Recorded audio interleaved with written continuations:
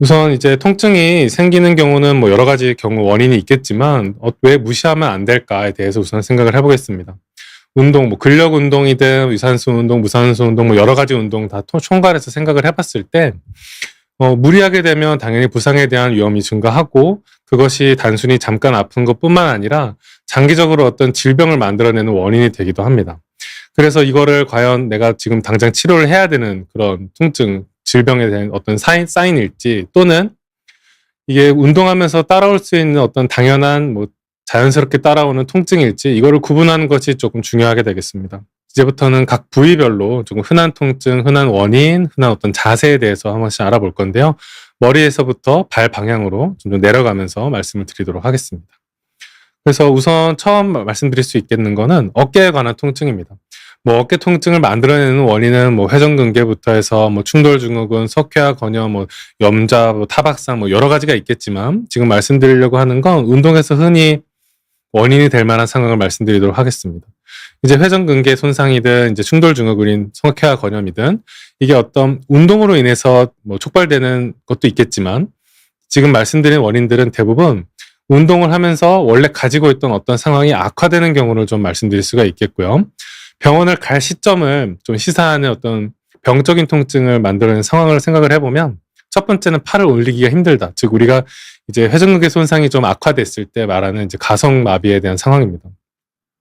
이게 아픈 것 때문에 올리기가 힘들든 실제로 어떤 신경 문제가 생겨서 올리기가 힘들든 운동 범위가 이제 제한되고 자세 자체가 안 나오는 거는 조금 환자분들이 느끼시기에도 조금 큰 증상이라고 생각할 수가 있겠고 그런 경우는 이제 저희 이제 정형외과 의사가 보기에도 이제 치료가 어떤 필요한 이제 검사가 필요한 그런 상황이기 때문에 병원에 와서 이제 상의하시는 거를 많이 권해드리고 두 번째로는 이제 야간에 이제 통증. 그러니까 자다가 아까 방금 말씀드린 자다가 깨어나거나 잠들기가 어려운 상황을 말씀드릴 수가 있겠는데 이 같은 경우에는 아무래도 회전근개 손상이 있는 경우에 특히 석회암 건염이 있는 경우에 이런 게 나타날 수 있겠고 이게 원래 가지고 있던 것이 운동하는 자세나 운동하는 방법에 따라서 이게 악화되는 경우가 있습니다. 그리고 이제 이거는 아까 처음 말씀드린 가성마비와도 조금 연관이 되는 상황인데 관절 운동 범위가 제한되는 경우, 즉 아파서 뭔가 제한되는 경우도 있겠고 뻣뻣해지면서 조금 제한되는 경우도 있겠는데 이것도 마찬가지로 병원에 좀 빨리 오시는 게 좋은 그런 상황이라고 볼 수 있겠습니다. 수술은 치료는 항상 이제 단계별로 이루어지게 됩니다. 뭐 아주 큰 외상이라든지 뭐 골절 이런 경우는 당연히 좀 처음부터 수술적인 치료를 좀 고려할 수 있겠지만 대부분의 이제 운동하고 나서 생기는 어떤 통증에 대해서는 가벼운 치료부터 물리치료를 하거나 어떤 진통소염제 같은 약물을 이용해서 치료하는 것, 그것을 먼저 해보게 되고, 그 다음 단계로서 그걸로 조절이 잘 안 되는 경우에 관절각 내에 주사한다든지 뭐 힘줄 쪽에 주사하는 것. 보통은 이제 PRP 주사 이런 걸 하기도 하고, 스테로이드를 이용해서 치료를 하기도 합니다. 그래서 치료 과정에서는 관련해서는 워낙 뭐 다양한 경우에 따라 좀 달라지기 때문에 좀 개괄적으로 말씀을 드렸고요. 어떤 이제 운동하고 나서 어깨 통증이 생기는 상황을 조금 예방하고자 한다면 두 가지 정도를 말씀드릴 수가 있겠습니다. 먼저 말씀드릴 거는 과도한 스트레칭을 하지 않는 거. 이제 운동하기 전후에 스트레칭 하는 거 중요하다는 건 이제 많은 분들이 잘 알고 계시고 실제로도 많이 하고 계시는데 어깨 같은 경우에는 이게 어떤 가동 범위, 관절 운동 범위가 워낙 크고 유연한 관절이다 보니까 환자분들에 따라서 조금 과하게 너무 강한 자기 이제 가지고 있는 어떤 운동 범위보다 더 과하게 스트레칭을 하면서 증상이 나빠지고 통증이 생기는 경우가 있기 때문에 항상 과도한 거는 좋지 않다. 이거를 항상 생각을 하셔야 되고 그다음에 두 번째로 권해드릴 만한 건 밴드 운동. 그러니까 탄력이 있는 어떤 이제 고무줄 같은 이제 보통 뭐 상품명으로는 뭐 스테라밴드라고 얘기도 하고 뭐 고무줄 밴드 뭐 여러 가지로 이제 말을 하기도 하는데 그런 밴드를 이용한 운동을 통해서 어깨의 어떤 안정성을 높이는 과정을 이제 할 수 있겠고 워낙 다양한 동작이 있기 때문에 제가 이제 보여드리는 건 가장 예시를 보여드리는 거고 이처럼 이제 이 고무로 된 이제 탄력이 있는 밴드의 탄력성을 이용해서 운동을 하는 겁니다. 그래서 근력 운동처럼 뭔가 무거운 무게를 이용해서 뭔가 근육이 커지게 하는 그런 과정이라기보다는 아주 큰 근육보다는 회전근개처럼 이제 주변의 작은 근육들을 조금 강화시키고 어떤 실제로 진짜 운동을 할 때 부상을 좀 감소시킬 수 있는 방법으로 많이 쓸 수 있는 방법이고 보통은 또 수술하고 나서 어깨 어떤 수술을 하고 나서 재활하는 과정에서 근력 강화를 위해서 많이 하게 되는 방법입니다. 이거를 좀 추천드릴 수가 있겠습니다. 그래서 어깨 통증이 주로 생기는 이제 스포츠 뭐 여러 가지가 있겠지만 이제 제가 좀 예를 들어드리고 싶은 세 가지를 지금 가져와 봤습니다. 첫 번째는 이제 지금 이제 요 남성분처럼 바벨을 이용해서 이제 근력 운동을 하는 상황을 생각을 해보겠습니다. 보통 프레스, 뭐 덤벨 프레스, 바벨 프레스, 뭐 밀리터리 프레스, 뭐 다양하게 일컬어지지만 결국 어깨를 이용해서 머리 위쪽으로 뭔가 힘을 주고 밀어 올리는 동작을 하는 걸 이제 통칭해서 말씀을 드리는 것이고요. 이게 이제 물론 어깨 운동하는데 도움이 되고 뭐 사실 이제 어깨 근육 키우는데 이만한 운동이 없기는 한데 환자분 체형에 따라서 또는 자세에 따라서 상당히 이제 충돌 증후군을 악화시키거나 만들 만한 그런 자세가 나오기 때문에 환자분의 체형에 따라서는 이거를 좀 권하지 않는 경우도 생길 수가 있겠고 흔하게 다치는 경우도 잘 생깁니다. 특히 이제 젊은 남성분들이 이제 새로운 무게를 도전하는 과정에서 문제가 생기는 경우 많이 봤고요. 두 번째로는 이제 아무래도 야구, 특히 이제 투수, 공을 던지는 종류 또는 이제 머리 위쪽으로 손이 올라가는 스포츠를 통칭해서 예를 드는 과정인데요. 테니스라든지 뭐 야구처럼 머리 위쪽으로 손이 지나가는 어깨를 올려야 되는 그런 스포츠를 할 때는 어깨에 이제 부담이 상당히 많이 가는 스포츠라고 할 수 있겠고 특히 이제 뭐 프로 선수처럼 막 대단히 막 빠른 구속으로 던지지 않아도 사회인 야구 이제 즐기시는 분들 중에서도 어깨 관련해서는 이제 가장 좀 부담이 되는 운동이기 때문에 문제가 많이 생깁니다. 그래서 이런 경우에 통증이 있을 때는 빨리 병원에서 어떤 치료를 받거나 운동을 좀 조심해서 하실 필요가 있는 것이고 이거는 최근에 조금 이제 유행이라고 할지 좀 환자분들이 늘어나고 있는 추세인 스포츠인데 이제 실내에서든 뭐 실외에서는 클라이밍 하는 거 이게 결국 어떤 자기 체중을 이용해서 하는 스포츠고 워낙 다양한 자세를 취하기도 하고 신체적인 부담이 상당하기 때문에 숙련되지 않으신 분도 이제 처음 이제 시작하는 과정에서 어깨 다치는 경우가 많아서 주의해 주십사 하고 예를 들어드렸습니다. 이제 두 번째는 이제 허리 통증인데요. 이제 허리는 사실 어떤 스포츠든 뭐 어떤 과정에서든 다칠 만한 그러니까 사람이 이제 서서 이제 직립보행을 하는 이상 많이 다치고 많이 문제가 생길 수밖에 없는 어떤 속성을 내포하고 있는 부분이기 때문에 먼저 이제 뭐 상체부터 내려오다가도 갑자기 먼저 이제 허리를 말씀드리게 됐는데요.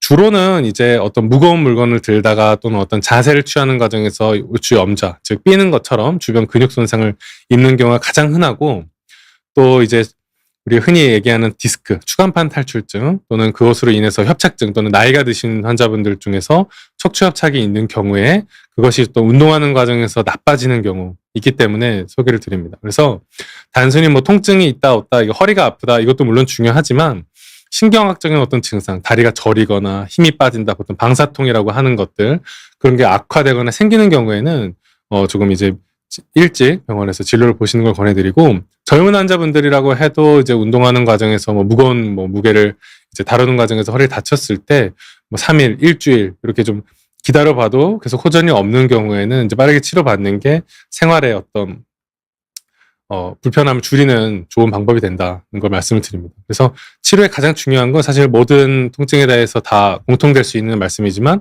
휴식하는 거. 그러니까 아프면 너무 무리하지 말고 쉬는 게 사실 중요하죠. 왜냐하면 제가 지금 말씀드리는 어떤 이제 지금 청중을 생각을 해봤을 때 우리가 뭐 엘리트 선수로서 뭐 프로 선수가 아니기 때문에 휴식하고 해서 부상을 줄이고 오래오래 즐겁게 운동하는 게 목적이라고 하면은 너무 무리하실 필요가 당연히 없다.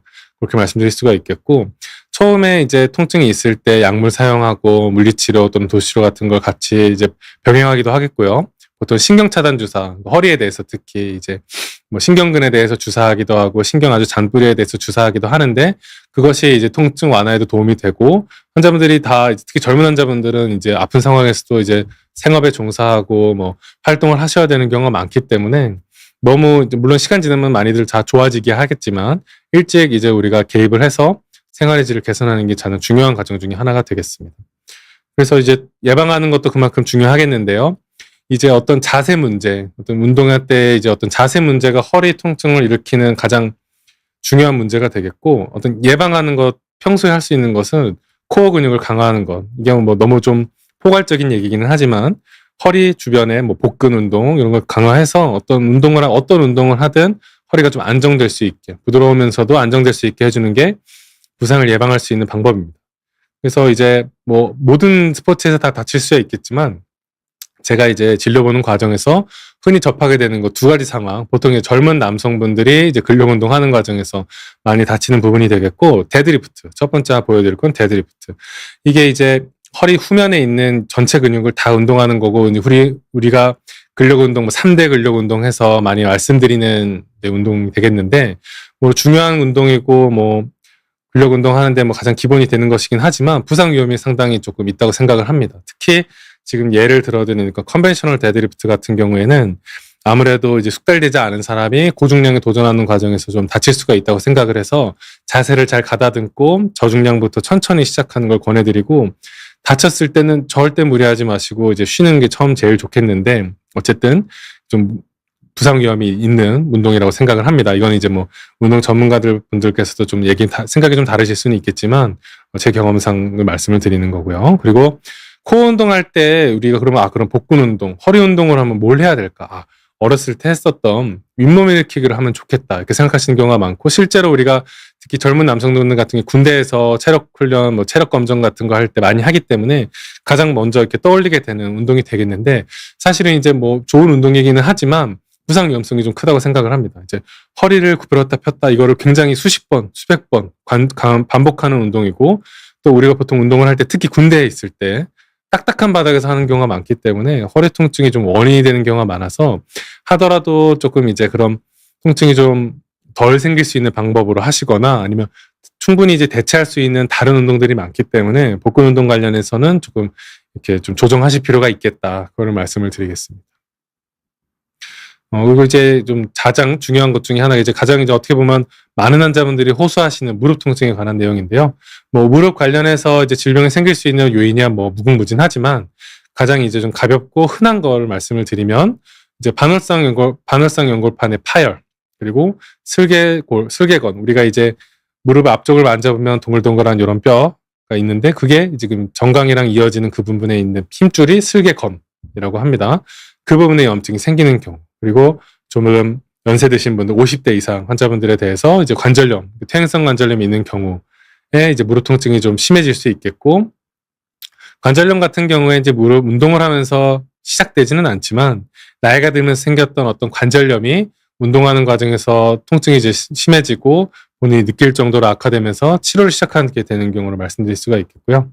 슬개건염 같은 경우에는 이건 기본적으로 지금까지 계속 말씀드렸던 어떤 물리적 자극이 축적되면서 힘줄에 대한 변성과 염증이 일어나는 경우를 말씀드릴 수 있겠고, 가장 중요한 건 사실 이제 특히 슬개건염 같은 경우에는 운동을 조금 쉬는 거, 강도를 낮추는 거, 그게 가장 중요한 사항이 되는데, 공통적으로 지금 세 가지 어떤 원인을 생각을 해봤을 때 나타날 수 있는 증상은 계단 오르고, 보통 오를 때죠. 오를 때 나타나는 통증, 그리고 운동하고 나서 무릎이 붓는 것. 조금 이제 쉬면은 좋아지기도 하는데 붓고 다시 계속 그렇게 반복되는 경우를 말씀드릴 수가 있겠고, 무릎에서 굽혔다 폈다 할 때 뚝뚝 소리 나고 그 소리가 들릴 수도 있고 진동으로 이렇게 느껴질 수도 있겠죠. 그런 경우에 대부분의 경우, 아주 많은 그런 경우에는 그냥 쉬면 좋아지는 경우가 많고 크게 문제가 없는 경우도 많지만, 하지만 이제 반월상 연골판이 파열된 경우에는 그 뚝하는 소리가 찢어진 연골판이 들락날락하는 그런 낑기는 그런 증상을 나타내는 경우도 있기 때문에, 그거에 대해서는 조금 경각심을 가지고 생각하실 필요가 있겠고요.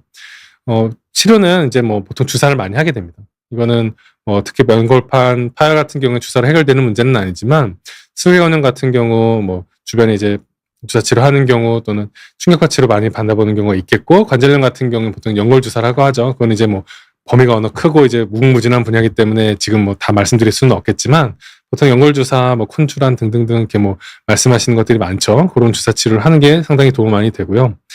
예방하는 거는 사실 지금 이제 뭐 다른 어떤 부위에서도 이제 공통적으로 말씀드릴 수가 있는 건, 근력 운동하는 게 어떤 예방 차원에서 그리고 생활하는 데 도움이 많이 됩니다. 왜냐면 특히 하지 같은 경우에는 체중을 이렇게 지탱하는 게 다리의 역할이죠.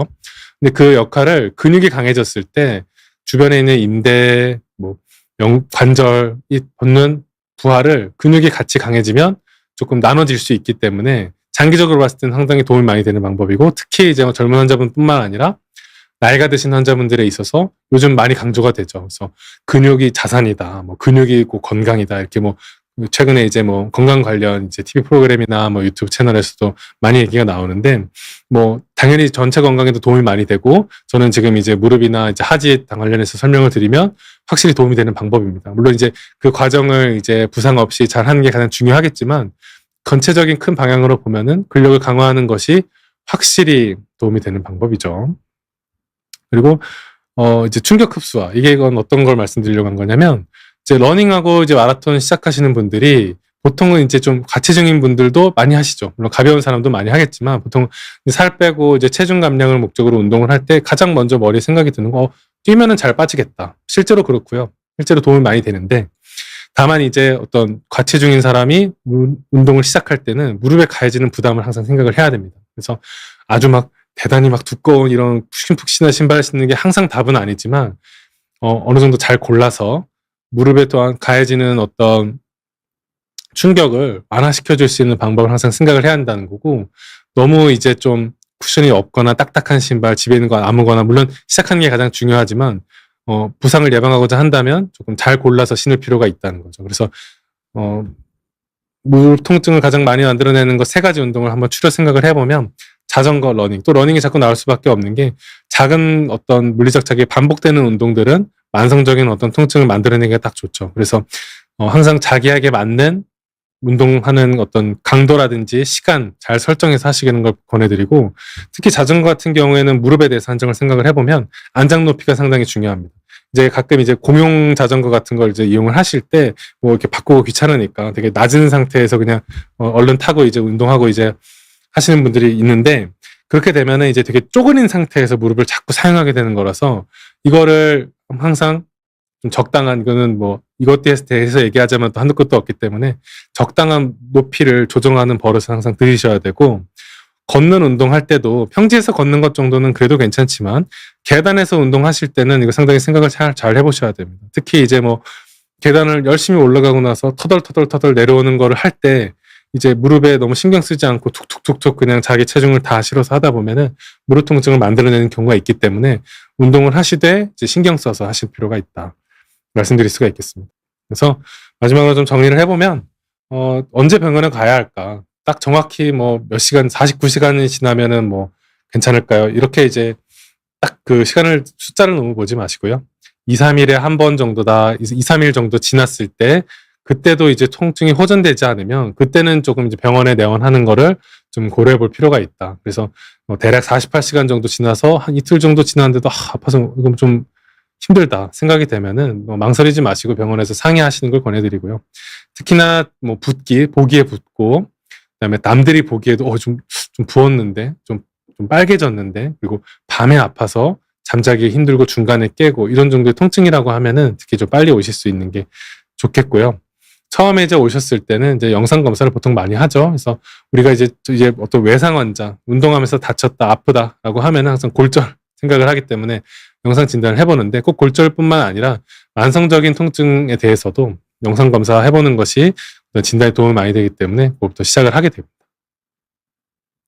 그래서 이제 질문을 이제 말씀드리기 전에 이제 메시지 하나 드리면, 통증은 몸의 어떤 경고 신호입니다. 무시하면은 반드시 이제 대가를 치르게 되고요. 만성적인 질병 그리고 부상으로 이어질 수 있기 때문에 미리미리 이제 챙겨서 건강관리 유지하시는 거를 권해드리고, 참을 수 있는 통증, 하루 뭐 조금 아픈 건 사실 이제 댁에서도 좀 관리해 볼 수가 있겠는데, 아까 말씀드린 어떤 기준을 적용해 봤을 때 좀 위험하다고 생각이 되면은 병원에 오시는 걸 주저하실 필요가 없겠습니다. 그리고 항상 이제 이거는 뭐 어떤 운동이든 공통적으로 말씀드리는 게, 운동하기 전에 스트레칭하고 그 스포츠에 맞는 자세의 어떤 요령을 익히시는 게 항상 이제 질병 예방에 도움이 되니까 그렇게 말씀드릴 수가 있겠습니다.